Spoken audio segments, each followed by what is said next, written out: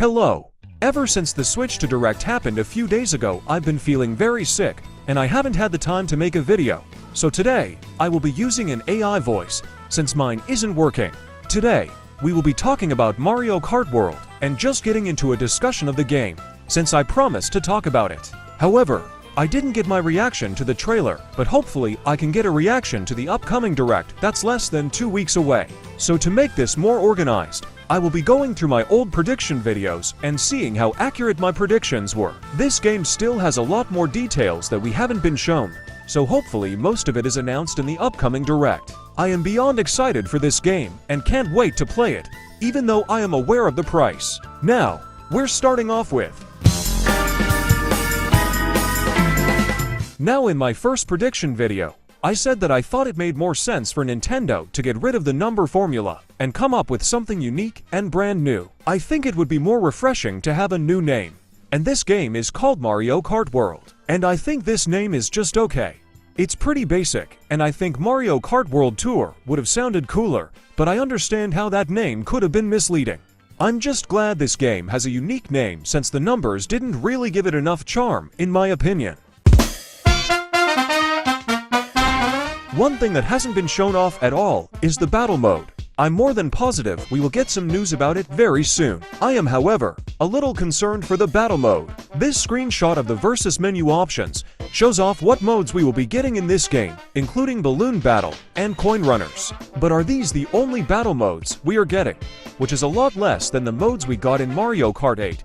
Or is this coin icon a completely different mode, and the balloon icon is for all the different battle modes? And finally, since this game is open world, what does this mean for the battle stages? I hope the battle stages get their own island, kind of like the mini-game island in Mario Party Jamboree. The main gimmick of this game seems to be that it's open world, and that you can drive to the next course during the Grand Prix. I think this gimmick is pretty sick. But a lot of people are concerned because of the empty straightaway roads, but I think we should not be too worried. First of all, they clearly have not shown off the full game, so they could be just hiding stuff from us that are going to be added to these roads and make them less boring.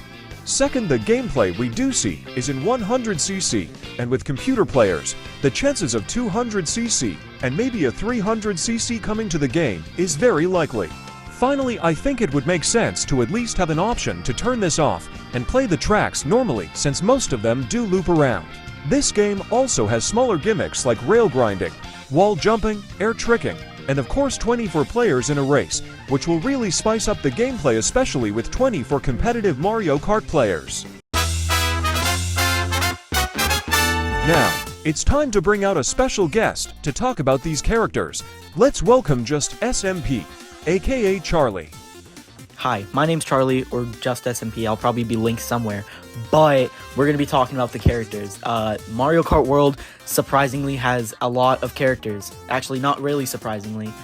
The only surprising thing is, what are these characters?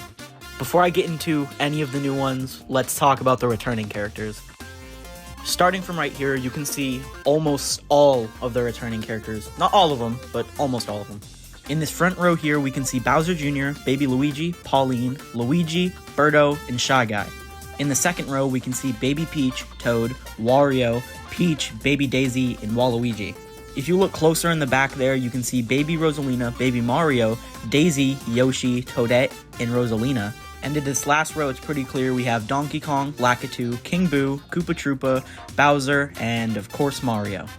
I couldn't find any trailer footage of them, but Dry Bones and Wiggler are also back.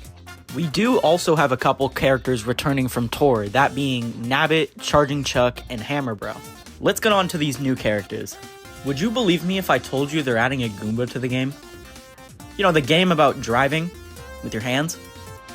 Don't worry, Goomba's not the only character like this.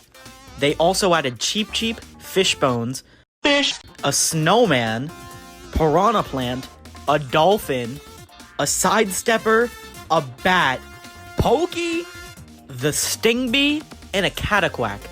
The last time a Cataquack was in a 3D Mario game was Mario Galaxy. Don't worry, we're also getting some fairly reasonable characters. We're getting Peepas, Coin Coffers, Conk Doors, the Bitty Bud, and, good old Spike. Everyone loves Spike. We're also getting the Mario 64 penguin, you know, the one that showed up in the Mario movie. Good for him, I guess. We're also getting some pretty cool characters like Rocky Wrench and the Piantas. That's not all, though. There's one more character I've yet to talk about. We're getting the Moo Moo Meadows cow.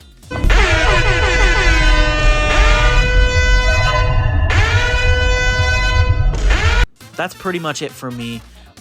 This roster is just completely stacked. It's just insane. I love it so much.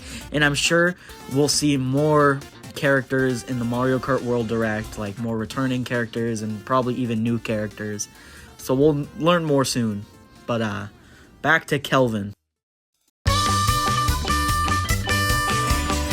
This game's retro course selection is very interesting and was not what I was expecting.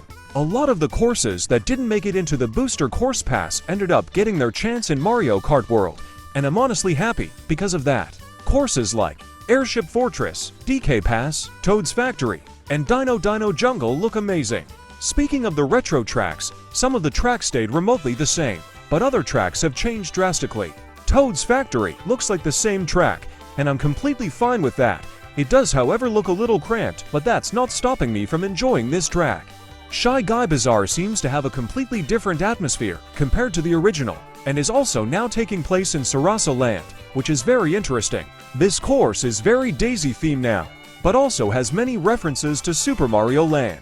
Airship Fortress has very small changes, but keeps everything from the original, including the fire bars, the purple sky, and rocky wrenches. Wario Stadium is the last N64 for track to ever be remade, and visually looks a lot different compared to the original. It did get its layout cut a whole lot compared to the original, which makes Sky Garden look like an accurate remake. But in my opinion, this is an okay change. I've played every single Mario Kart aside from the arcade games, and I can say that the original Wario Stadium was never that good. The layout was the whole reason I didn't want a remake. This track overall looks a lot more engaging than the original both visually and gameplay-wise. Dino Dino Jungle had one of the best changes. Since my first watch and re-watching the footage, I couldn't even tell if this was new or not. It only took until we got some gameplay for me to realize that this is in fact Dino Dino Jungle. It makes me super happy seeing new dinosaurs being added into this track, and the added Dino Dino Laboratory is a really nice change. But the biggest change has to go to Choco Mountain.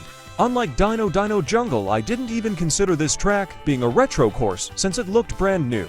Choco Mountain was always a guilty pleasure course for me, but seeing the whole chocolate aesthetic being replaced with some type of stadium or construction area makes me feel conflicted. I'm glad it's back again, but should we even call this Choco Mountain anymore? It keeps the same layout, but changes so much with the visuals. I personally think the chocolate aesthetic is what made me like this course so much, but I'm going to need to play this version of the track to see if I like it or not. From the trailer we know we're getting to new modes, Knockout Tour, and Free Roam. But could we get even more? In the Nintendo Treehouse, this was said about the Free Roam. Oh yeah, look out in the distance there. Whoa! Yeah, that's really neat. And once again, there's more to free roam mode than we're talking about here, Yes. so please stay tuned Absolutely. for the dedicated Mario Kart Direct. So what do they mean by there being more to Free Roam? Could we get a possible campaign with missions and boss battles? Is there going to be ways to unlock things like new characters, tracks, and maybe even expand the world? When I was talking about this game's soundtrack, I said I wanted it to stick to the jazz genre. And even though this game's theme has a harmonica, some tracks did get a jazz remix. I wasn't expecting Mario Circuit to get a full jazz remix. Golden mushroom. Oh yeah, get the double. Make sure to get the double. Yeah, There you go. There you go. Perfect. right where you want them. You're in a good position. You're about It's really 3/4 of the way through. No pressure. Hit the double again. Make sure to use all those items.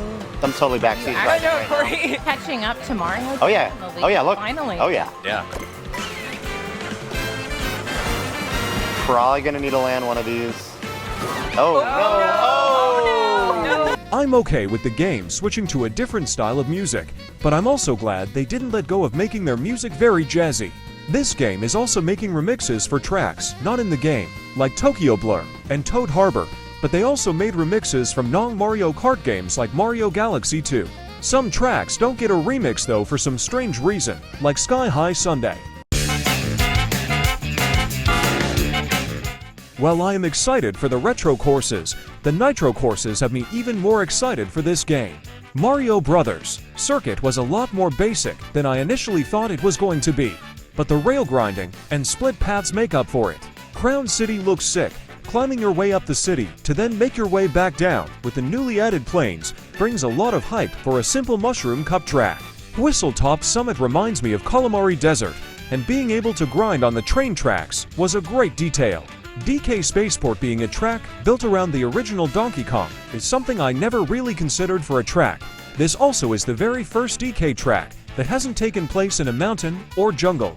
When I first saw Starview Peak, I thought it was a remake of Rosalina's Ice World since the Cosmic Observatory was located in a snow biome. But nope, it's new, and from the looks of it, I think it's going to be just fine. Peach Stadium looks like Mario Kart Stadium and Royal Raceway bunched up together. Faraway Oasis is the very first Savannah-themed Mario Kart track. Salty Speedway seems to be a plaza themed after Birdo. Great Question Block Ruins might be my most anticipated track aside from Rainbow Road. Cheap Falls and Dandelion Depths are beautiful looking autumn tracks. Boo Cinema looks absolute cinema. Dry Bones Burnout and Bowser's Castle looks so much more diverse compared to MK8 Bowser Castle and Bone Dry Dunes. And finally, the leaked Rainbow Road seems to take place during a thunderstorm, and we can see a bit of the layout already. Now in my prediction video I said this game would be a launch title with the Switch 2, and I was right. I said this game would launch with the Switch 2 as early as late May, and as late as early June, and it turns out to be coming out June 5th. So my semi-prediction was correct, and this game is gonna be sold for only $80. Hey guys, it's me, and I'm feeling a lot better now, and I just wanted to say that this video was supposed to release a lot sooner since it got nearly finished around April 9th, and if you look at what we're like near now, yeah, we're not 2 weeks away, we're just a few days away, and I'm still really excited for this game. I will get a direct reaction, but some of these videos will be uploaded pretty late since I have school and everything, and I have to deal with all that, you know. But yeah, I have more videos planned for this game and a bunch of other stuff. I will be playing this game day one, hopefully, if I can even get my hands on it. And yeah, so thank you guys for watching, and I'll see you next time.